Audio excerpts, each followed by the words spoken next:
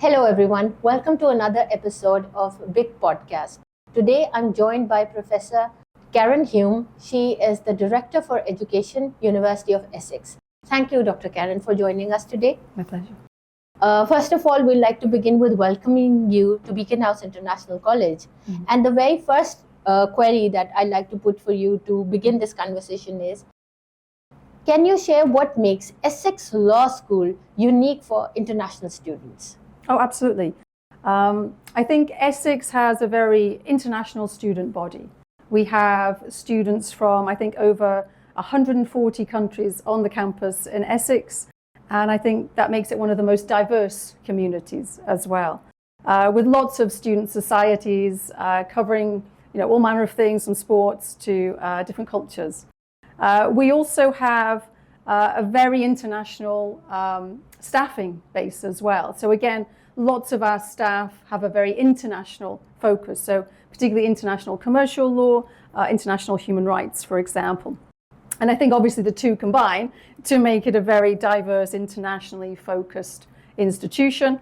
And I'd like to say that we also have very high rankings, I think, within the top 100 internationally in the rankings. So I think overall we have a very good reputation. We have a very good international student base and staff base as well.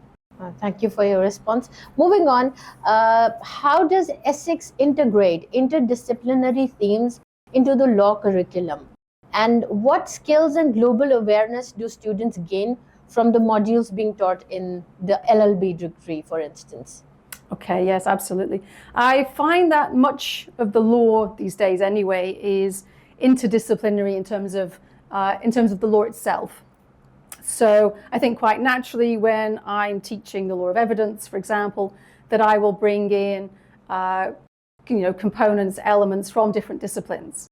For example, in my law of evidence module, I will bring in psychology, for example. And in other disciplines, in other topics as well, they'll bring in others. So when I teach international environmental law, I will bring in a little bit of science, a little bit of politics. So we're often bringing in other disciplines. And at the same time, we're obviously, just like lawyers do in the courtroom, we're bringing in different legal concepts and thoughts from across different countries. So climate litigation is a good example, for example, that it will mean that litigating a case in Pakistan, they will bring in different mechanisms that have worked, so to speak, from different countries. So that makes the law richer, and it means that there's much more, I think, transdisciplinarity of concepts, particularly across the law. And as I say, from other disciplines as well, politics, sociology, there's that natural, I think, linkage. And all of our modules, where they can, will do that as far as possible. We also have the possibility of joint degrees in law as well. That's interesting. Which particular disciplines, if you may add, please? Yeah, absolutely. We have a number of them. We have, particularly we have law and human rights. So within the law school, we have an internationally renowned human rights center. So we have a law with human rights degree, which is interdisciplinary. The human rights component brings in political science. It brings in how to engage in human rights and sociological perspectives, etc. We also have a law with business degree, law with philosophy, law with, I forget the other ones, financing, I think. And so we have several law with degrees that are joint degrees. And for those students, obviously, they can engage in the two different dimensions to a greater extent. That's really interesting. And what are the student numbers like? Do you have sizable cohorts in these interdisciplinary programs? Absolutely. I forgot law with criminology. So our two biggest joint degrees are law with business, which is very popular, and law with criminology, which is also quite popular as well. So I think we have maybe more students on the law with business and about half of the same size again on law with criminology. Smaller numbers, I think, on some of the other joint degrees. But yeah, absolutely. That's really interesting to know. What is your perspective on how does Essex Law School train students in terms of research, critical thinking, legal practical training for undergraduate as well as postgraduate students? Okay, that's a big question. So taking those dimensions, I think, one by one, we try to get students comfortable from day one with the tools of lawyers. So obviously cases and statutes, but also to appreciate, what law does, what the role of law is, and that it's part of society. And so it exists for the betterment of society and the benefit of society. And we try to get students to learn also how the law is structured. Obviously, each topic will be structured in a different way, but thinking more about how the law evolves, how it improves, how we improve and evolve the law, again, to benefit society as much as possible. And then with critical thinking, of course, thinking about key issues around specific areas of law, we try to engage students both in the practical dimension as well as the theoretical. So in the second year at Essex, we build on the foundation of the first year modules, where we've laid out some of the more structural issues of the law, including things like the law of precedent, for example, in the Commonwealth system. So in the second year, we then focus more on the society focus through our justice module.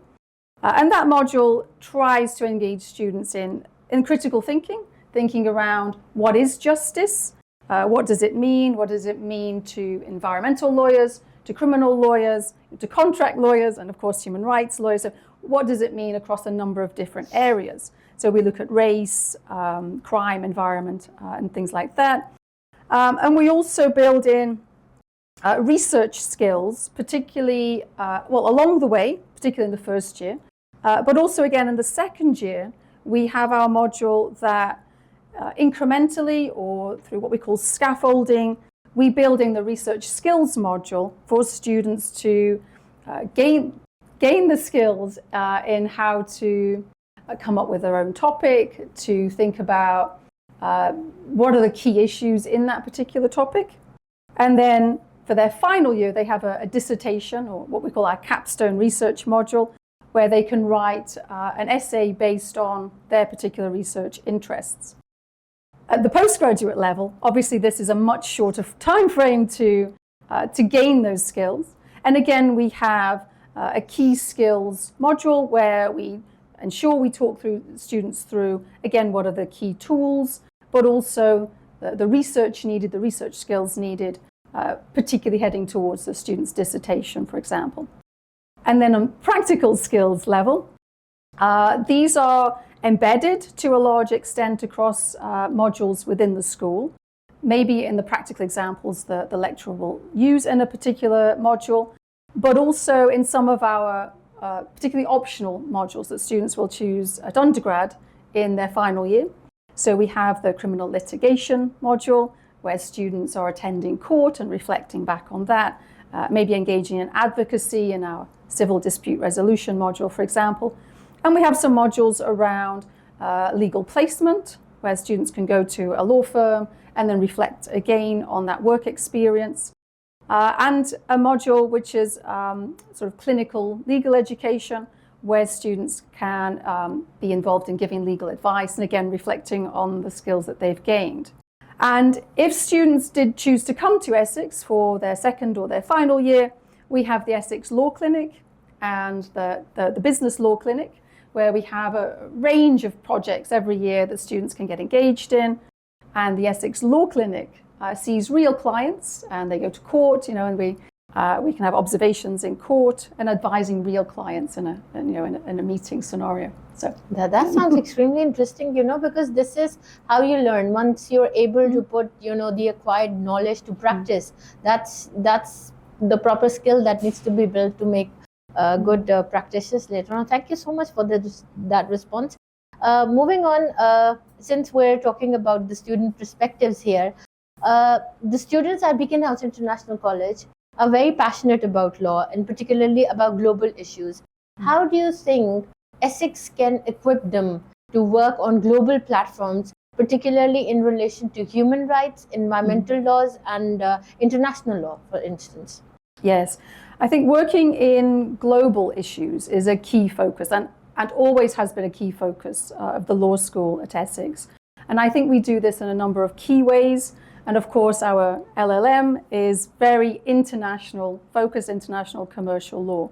So I think key skills that students need to engage in those areas, those platforms, we try to develop those through, as I mentioned before, research skills, critical thinking, because I think, as discussed before, they're also skills that when they get to these platforms, these environments, they need to be solid on the law. You know, you can't engage in these platforms and then not know really in depth what you're talking about. So obviously those are important. But also communication skills. You know, we were just discussing some of the softer skills, for example. So communication skills in terms of advocacy as well, and even empathy towards maybe clients. So some of these practical skills, again, are really important, and teamwork. And so one of the things we emphasize is that students need to be able to work with other disciplines and to think across issues. So the global issues, for example, that I think we were discussing earlier, to try to get students to express themselves clearly so that future employers, of course, will see them, see their applications and see them in these key forums. So from the staffing perspective, many of our colleagues have already worked in some of these areas, like the UN, for example, or within Europe, the EU, for example, and other huge NGOs. Some of my colleagues have been working. One, for example, was working at the International Criminal Court as an advocate. One headed up a human rights NGO. We've had some of the human rights special rapporteurs on staff. So, we have a lot of international, I think, both connections, but also a lot of experience. Yeah, exposure, absolutely. And so I think we have careers employability sessions where, some of these skills, opening up, I guess, some of these dimensions to students. And then, as I say, once that world is open up, then students need to demonstrate that they have all of these skills, like the critical thinking and the communication skills as well. So I think Essex has always centered itself in the ethics and social justice sphere. And I think this often comes through in our, as I say, in our courses and our teachings. But that's very nice to know, because, if you have such a good faculty on board with such vast experience, they can not just learn from them, they can even understand what are the challenges that lie ahead, because like they say, there's no shortcut to experience. So that's a very interesting thing to note, and I'm sure that our students are going to benefit from this insight, definitely. Moving on, Essex has a strong tradition for supporting international students. So if you could share a bit about what is the student culture like, how welcoming the career support system is. You did mention a bit about it in response to the previous question, but if you could shed more light on it, because we have a substantial number of students who are thinking of transferring from BIC to Essex. Some plan to do that at level 5, whilst others want to do it at level 6. So this could really help them in making the decision. It could help them in finalizing this thought, putting it into translation. If you could please add some few words to it. Absolutely, and we would very strongly welcome students to come to Essex. And I've met some of the students today and absolutely blown away by some of their engagement and enthusiasm. So we would absolutely really welcome students to come to Essex. But of course, we also we appreciate the cost implications of study abroad. Essex, as I say, has a very diverse student population. So not just in the law school, but in the law school, we have a very diverse student population. But yes, across the university, we're keen to celebrate particularly, the world in one place, I think we often refer to it as. And so we have huge amounts of different student societies. So, your students will find other students across the university from Pakistan and from the region. And so there is that dimension there. And I think it's a really important dimension for students. Absolutely. The social, the cultural. And we really do try to celebrate different cultures and diversity. In terms of things like the pastoral sports, so at Essex we have what we call a personal tutor, which is the pastoral side of things. So we have that, and we have the peer mentors. So some of our students in the second and final year will be trained, and they will peer mentor first-year students, for example, or in this case, it would be direct entrance to the second year, just in case they needed that extra dimension of which module shall I choose, which ones are the interesting ones, I don't know, it depends on the student choice, but also where is the best place to do this, that, and the other. So we have that dimension, the pastoral side. We also have a range of additional workshops and skills modules, particularly that we have in location, where we have like how to prepare for your exams, how to engage with an oral presentation. So we have a lot of those sorts of dimensions too. And employability. I think one of the big things that we have at Essex is a lot of resources and seminars put on by local solicitors, for example. So, students will then gain that extra dimension of knowledge about the UK environment, the UK professional environment. They will have people coming in to give talks on various dimensions of different careers. So I think that could be really interesting for students, really valuable. I think one of the really interesting things and really important things that your students could learn at Essex is in our Essex Law Clinic and our Business Law Clinic. Each year, those clinics have a range of projects that students can get involved in, from commercial issues such as certain contracts, for example, in terms of human rights, in terms of family law, social justice, etc. And then the law clinic, as I said before, also advises real clients, and students can gain lots of practical skills through that. Each year, though, we also run several competitions. So we have students engaged in mooting competitions, client interview competitions, negotiation competitions, and then students really gain some really good skills, I think, and some transferable skills. They transfer into their modules, they go into more depth in their research, for example. And they are all choice-based, Absolutely. Electives? Oh, lovely. So they're not electives, they're not modules. They are what students do voluntarily in their own time. Amazing. So it's all there. It's basically a student choice-based decision that they opt for this, exercise, and then they work on those skills. That's wonderful, because like they said, the best way to learn is to kind of engage with the subject matter. That's interesting. And you said that it's on negotiations and mediations. Lovely. Yeah, client interviewing, mooting. And then, so students will have a competition within the Essex Law School. And then usually the students that win, the winning team, will be then mooting, what we could say, externally in the national competition, and so they obviously that will gain them more skills, more exposure. Yeah, absolutely. And, that's how it builds onto your, portfolio as well. Absolutely. Yeah. That's really nice to know. On a slightly different perspective, with the rise of technology, AI in particular, what do you think? The legal profession will adapt to it, or maybe get disrupted by it? What is your take on this? So I think the legal profession will get both. It will adapt, or it is adapting, and it is being disrupted. So I guess there's it's a bit of both. Yeah, there's the two dimensions at the same time, I guess. So at the minute, I think there is there are definitely firms out there that have really taken this on board, and a lot of the large data sets, for example. So AI at the minute is good at looking at large data sets. Also, if you've got a huge, voluminous case notes, or for example, in a criminal case or a civil case, it might be able to sort of drill that down into a smaller amount of disclosure, for example, a pretrial disclosure, etc.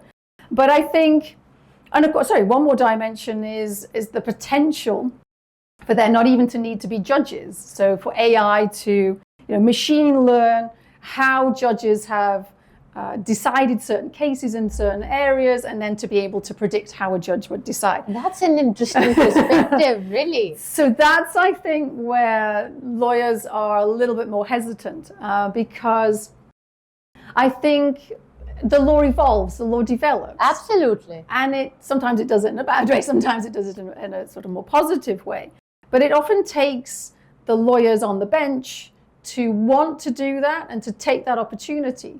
And so I do, I do worry. I think a lot of people worry that if a machine was providing the outcome, that it wouldn't necessarily develop the law, but it also wouldn't see the person. Absolutely. Yeah. And you just mentioned earlier in your conversation that, the skills that you want to hone in all the students at Essex is they should have empathy.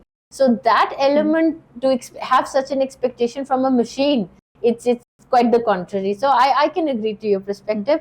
But moving on, with the legal profession becoming increasingly global, what message would you like to give to the students who are considering pursuing a law degree here in Pakistan?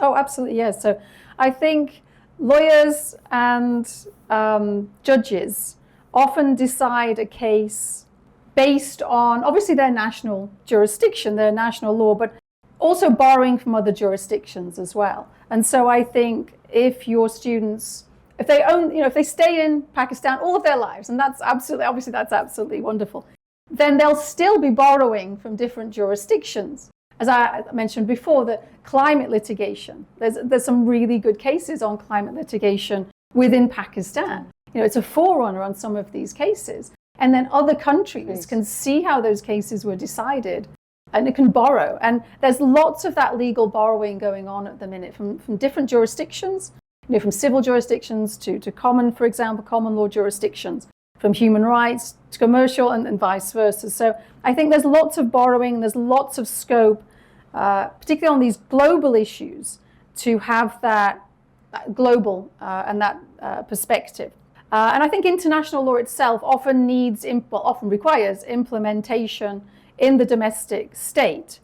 And rather than every state come from scratch to come to what sort of laws to put in place, then this learning from other jurisdictions and this cross-fertilization of ideas is really important.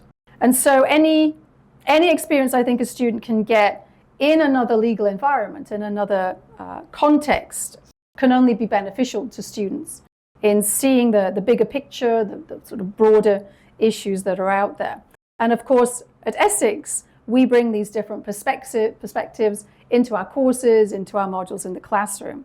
And again, into the activities that we offer to students, the mooting, client interviewing, etc. We would try to engage in those areas as well. Also, in terms of things like our capstone research project, our dissertation in the undergrad final year and in dissertations, we can often try and steer students to think a bit more in terms of maybe what is it they're interested in pursuing after their degree. Maybe they'd be able to tailor their dissertation to that topic and thinking about more global issues. So hopefully there's lots of ways in which the Essex degree answers those issues. Lastly, thank you so much for being so forthcoming in all of these answers. I'm definitely sure that our students and all the listeners are going to benefit from these. But just to share a few thoughts before we end this session, how do you feel about being here at Beaconhouse International College, Lahore? And what is the message that you'd like to leave for the students, Essex Law students studying at Beaconhouse International College? Yes, no, absolutely. It's been lovely. So first of all, it was lovely to meet the staff. We have communicated so much by email and maybe online, but it's really nice to meet in person. And it's been really amazing to see some of your students in action as well. I've only seen a few of them so far, but I've been really impressed, really heartened by their engagement, their enthusiasm. So that was what I was looking forward to seeing the students and of course meeting the staff, but also seeing the students in action basically was really amazing. And so what message I would leave is really just carry on. We'd love you to come to Essex, but at the same time, it seems like they're carry on as they're doing amazingly well. Thank you so much for your time, Professor Karen, and it's lovely to have you here with us. Thank you. No, thank you.